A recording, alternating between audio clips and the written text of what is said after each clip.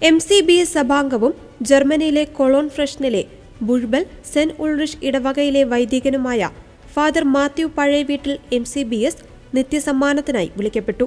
ഹൃദയാഘാതത്തെ തുടർന്നായിരുന്നു മരണം. 59 വയസ്സായിരുന്നു. വെള്ളിയാഴ്ച വൈകുന്നേരം അച്ഛന് ഓഫീസിൽ ഒരു മീറ്റിംഗ് ഉണ്ടായിരുന്നു. മീറ്റിംഗിന് വന്നയാൾ മണിയടിച്ചിട്ട് വാതിൽ തുറക്കാത്തതിനെ തുടർന്ന് അടുത്തുള്ള ഓഫീസിൽ അറിയിക്കുകയും ഓഫീസ് അധികൃതർ വന്ന് അച്ഛന്റെ ഓഫീസ് മുറി തുറക്കുകയുമായിരുന്നു.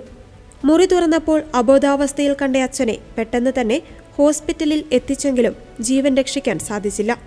അച്ഛന്റെ സഹോദരൻ ഫാദർ ജോസ് പഴയവീട്ടിൽ VC വിൻസെൻഷ്യൻ സന്യാസ സഭയിലെ മേരി മാതാ പ്രൊവിൻസിലെ അംഗമാണ്.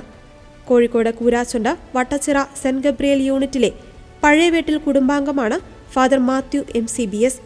2000 മുതൽ ഫ്രഷ്നിൽ ജോലി ചെയ്തു വരികയായിരുന്നു.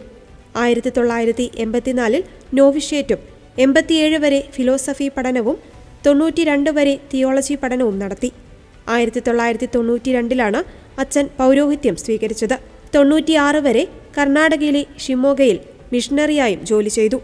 1999 വരെ വൈദിക സെമിനാരിയിൽ ടീച്ചറായും ജോലി ചെയ്തിട്ടുണ്ട്.